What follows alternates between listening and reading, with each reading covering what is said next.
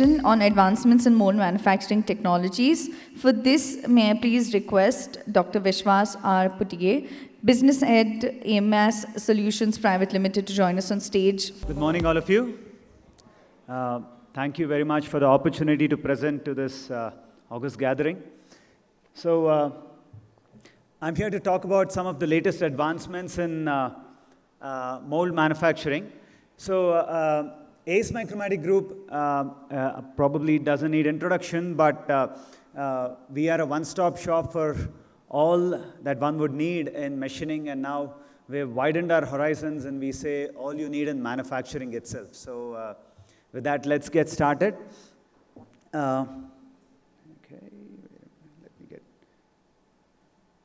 Okay, so these are some of our group companies who've been in existence for over 4 decades now, making different machines and machine tools in India. We have grinding machines, turning machines, milling machines. We have IoT company. We have special purpose machines. And now, of course, we have additive manufacturing machines also in the group. So we are multiple individual companies closely held together as a group called as ACE Micromatic Group. We've clocked a highest turnover of about $400 million as of last year, and hoping to do more this year and onwards.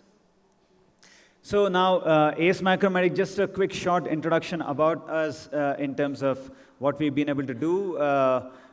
We are spread all over the country and overseas also with over 70 locations, widespread service network, sales and service network, over 150 different types of products for various manufacturing requirements, and very short lead time of machines and service support, over 80,000 machines installed of different technologies, and catering to customers very closely in locations next to them.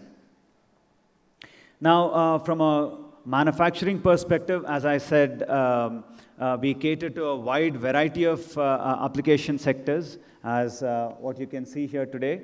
But we are largely known for some of our strong values. I'll move forward. Now, coming to our global network, you can see not only in India, but we have a widespread network with our partners all around the world who represent us or directly represented by our own Micromatic machine tools. So we have a good growing presence internationally also, where we've been able to catering to international requirements of machines too. So now, coming to the main topic of the day, some of the advancements in manufacturing in die mold. I understand we had a wonderful session yesterday also about different technologies being introduced, and some of the interesting aspects that were mentioned by the panelists, eminent panelists yesterday.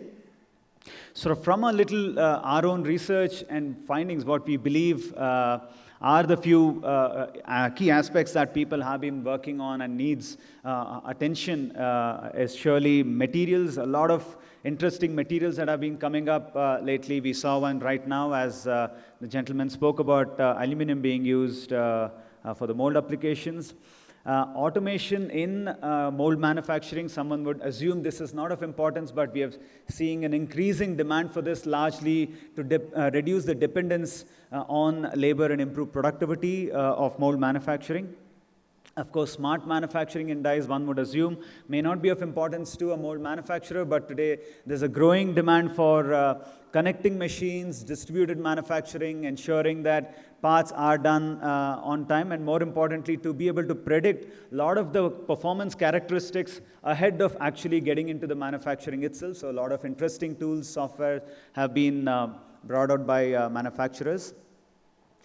Speed of manufacturing or speed of machining, high-speed machining and multi-axis machines. So today all of us are talking about minimizing setup times. We would want to reduce the whole setups, number of setups that are there. So people are moving towards multi-axis machines, and also for better surface finish of the dies, people are working with high-speed machines. So these are some of them, and most importantly, additive manufacturing or 3D printing of molds and dies. So we'll largely talk about this today, or rather the last 2 points, which our group specializes in. I think the first 3 have been spoken by a lot of other speakers yesterday and probably more today. So moving on, why additive manufacturing for mold manufacturing? So an image here shows a typical mold that is done where a primary operation of the die is completed, and we have the secondary operation of a cooling channel that has been machined, normally a deep hole drilling or a gun drilling process. We all know the interesting advantage, or the great advantage that additive gives, is conformal cooling. So we have conformal cooling of channels, so you can see the temperature distribution, which is much better when it is conformally cooled, when the die is conformally cooled. So what we believe additive can add is a huge productivity improvement by designing these conformal cooled channels and reducing the cycle time, improving surface finish of the part, improving the life of the mold, reducing warpages, reducing blowholes when it comes to aluminum die casting. These are all practical feedback that we have received from customers who've been using our dies or dies that have been printed using 3D printing. So we'll look at a few more examples now. When we look at plastic injection molding, this animation beautifully shows a bulk of the time goes away, or rather the graph there depicts about 65% of the cycle time of any plastic injection molding is eaten by the cooling time, which is a forced cooling. You have to wait to ensure you eject the part before you eject the part, largely contributing to the heat that is generated in the mold during the injection molding process. Now, what conformal cooling does is to ensure that this is much better distributed and the cycle time can be brought down. That's 65% here. Now, just 1 or 2 slides just to tell for some of you who probably are new to additive. Now, why additive itself? I mean, we know the most natural way of creating anything today is additive. We as humans, or a tree or an insect or an animal was never created and by joining pieces together. The best way would be to have a monolith or a single piece, so minimizing of parts. Ideally, you'd like to have a machine which is made from a single body or a single piece. Additive here can help you do that. You can minimize the number of parts. You can print assemblies. That's the interesting thing. And a lot of redundant weight, which we call as the unnecessary weight, which is added only to ease the manufacturing process, can be eliminated using 3D printing or additive manufacturing. So weight reduction is a huge advantage today, especially in areas such as automotive or electric vehicles, your aviation and outer space. We'll come to that going ahead. Freedom to design. Today, a lot of our manufacturability have drawn constraints on our ability to design free-form parts, which would be ideal suited for our own end application. 3D printing allows you to take your thought all the way to your end part in a much shorter way, much easier way. Near-net shape, 3D printing needs very minimum machining, if at all. There is a need for it. So you don't have to take a big block and then scoop out a whole lot of material. You can go to print near-net shape parts from them. So just a demonstration how metal printing is done. So this is one of the technologies called as powder bed fusion, the most popular one. About 85% of the global metal printing is through the powder bed fusion technology. So as you can see here, this is a layer-by-layer printing process where any part that needs to be printed is sliced into multiple layers, and each layer information is fed into the machine, and laser is used as a power source. Metal powder is a raw material, and this is fused, not sintered, but complete melting is what happens to each of these layers, and they get joined one to another. So basically, thermal energy from the laser is used as a source to take it all the way to the melting point, and rapid solidification happens, thereby protecting the properties of the part also that is coming out of it. So this is just a small video which shows the printing process, just to give you a demonstration of how it works. So you can see the laser melting the powder and fusing it to the previous layer. There are 2 lasers here, as you can see. This fusing process, actually, it's like stitching. You go 2 steps forward, 1 step back. So not only the powder on top, but the layers underneath also get fused. So you form a bond which doesn't open out or break away as layers. So, and once this is over, the platform goes down, the next layer powder comes, and the process continues. So you can see that happening in just a second now. Or maybe not. So now coming to the whole process flow of how people go about executing the conformal cooling of dies. As you can see, conventional dies are a good starting point from where people do start. Then there's a good study of thermal distribution that is done to find out where the heat generating points are. And that is used to redesign the die to suit 3D printing more, where conformal cooling channels are designed to make sure that the temperature distribution is much more uniform.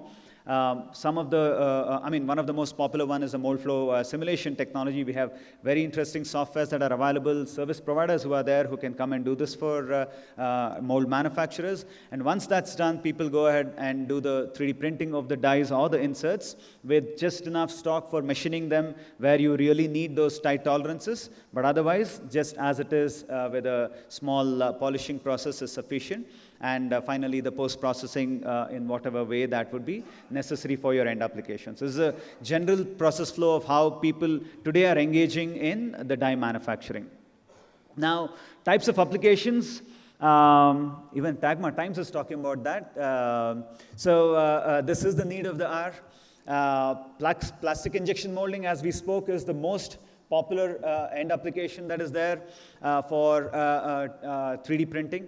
We have die casting industries. We have many of the aluminum die casting manufacturers who've been using 3D printing in their dies, not just for cycle time, but largely to avoid blowholes. So we've had live cases of customers who've seen improvement in their blowholes, reduction in their rejection of the aluminum die casted parts.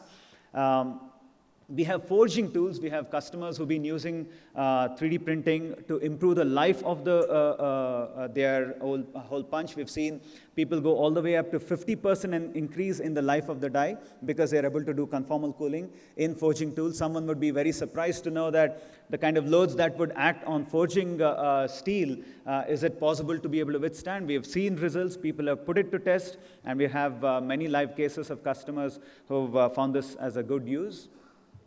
Sheet metal dies, people are using this largely from a speed of availability perspective, where we adopt something called as hybrid printing. We'll look at a couple of examples where you have ready-made plates, pre-made plates on which you end up printing just enough to suit your end application, thereby having your final die ready in a very short span of time, which otherwise might take a prolonged period of time. Then we have press and sinter tools, a lot of applications where powder metallurgy, where people use press and sintering as a technology. So the dies for them are being 3D printed today. Again, one, to enhance the life or give a larger, longer life for these dies, and also faster availability of these dies, and again, some of the complex shapes. So how it's complementing is your press and sinter caters to a wide application. Now, areas that are more challenging to do, people go for either directly printing of these through the 3D printing route, printing of these parts through the 3D printing route if the volumes are smaller or complexity is higher, or alternately use the printed molds itself. So basically, and lastly, complex patterns for mold industry. So a lot of people are adopting to 3D printed patterns instead of a thermocol or a wood or another technology, which again would involve machining.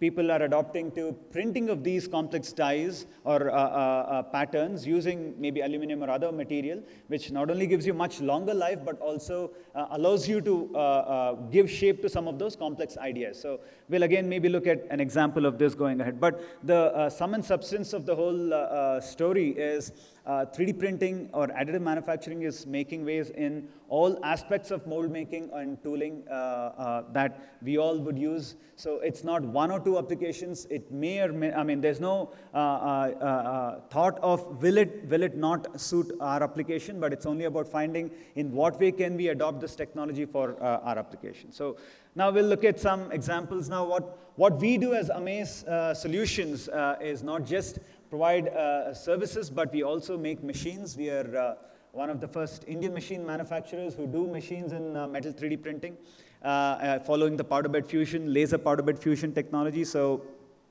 our machines, originally, when we conceptualized it, they were one of the audience that we had in mind itself was the tooling industry, because if you look at bulk of the machines that are there in the country today are of medium size, which may not suit the mold manufacturer, but the sizes that we are doing right now are of a large one, so it will accommodate much larger size or many more number of tools or dies to be printed simultaneously. So this is just an intro about our printer that we have done.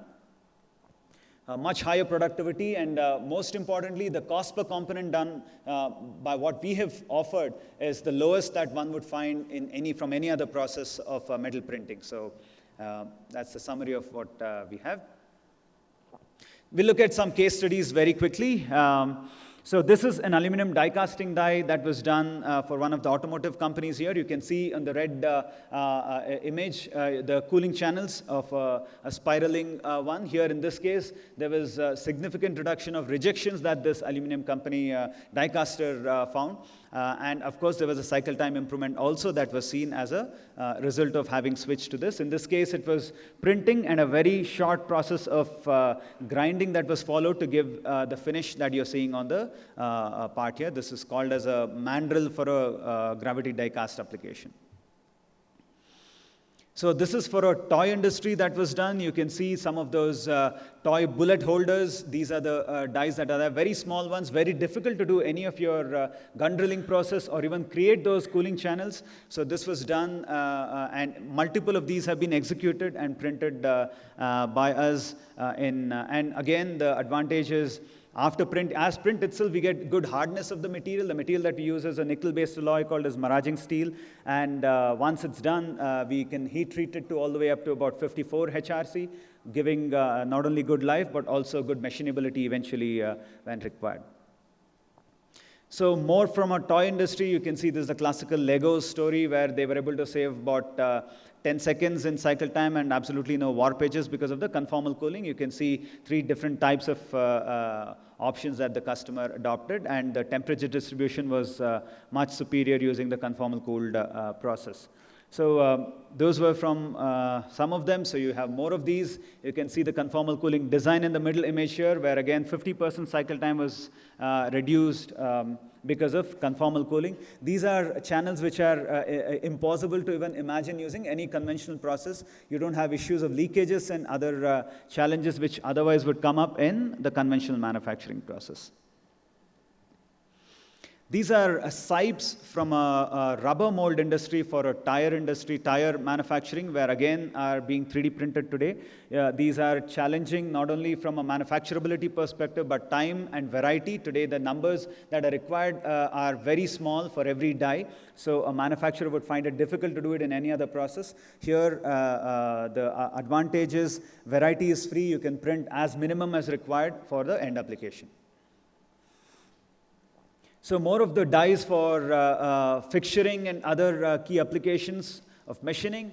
I mentioned hybrid printing. So this was a die that was done for a hybrid printing for one of the largest die manufacturers in the country. We have a hybrid printing here where we take a conventional base and we print material on top of it with cooling channels. So this was for a battery case that was done where cooling channels were completely designed. And the advantage one has here is to make sure that you can use only where it's absolutely required, one can use 3D printing, and the remaining area can be done using conventional manufacturing. So more of the hybrid parts that were done, you can see this is a large die with about 460 millimeter size. Only the top area needed cooling channel, so this was printed. Again, the left side one is a conventional die, and the top portion printed on the right is the 3D printed one. These are the complex fixtures for complex patterns for foundry application that we mentioned that were done by us. Another kind of a die that was implanted, this is the India logo that we printed a little less connected to the mold industry, but just leaving an impression of India. This was a Chandrayaan-3 project that got executed just the day before yesterday, and as you can see, the India logo was a part of the rover which came out, or which has come out now, and it's going all over the moon, laying the impression or molding India's print on the moon surface right now. So this was 3D printed by Amace. Thank you.